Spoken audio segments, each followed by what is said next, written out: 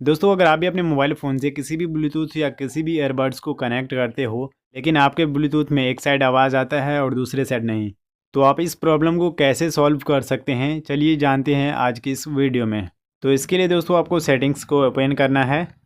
Open करने के बाद आपको थोड़ा स्क्रॉल करना है और यहाँ पे आपको एक ऑप्शन देखने को मिलेगा एक्सेसिबिलिटी, तो आपको यहाँ पर क्लिक करना है।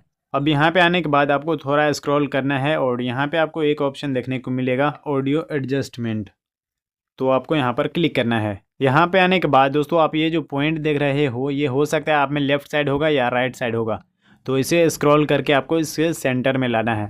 अगर आप इसे सेंटर में कर लेते हैं तो आपके दोनों ब्लूटूथ में साउंड आएगा। तो दोस्तों आप इस तरीके से इस प्रॉब्लम का सॉल्व कर सकते हैं। आई होप आपको ये वीडियो पसंद आई होगी। अगर वीडियो पसंद आई है तो वीडियो को लाइक कर देना और चैनल पर नए हो तो चैनल को भी सब्सक्राइब कर लेना। फिर मिलते हैं अगली वीडियो में, तब तक के लिए बाय बाय।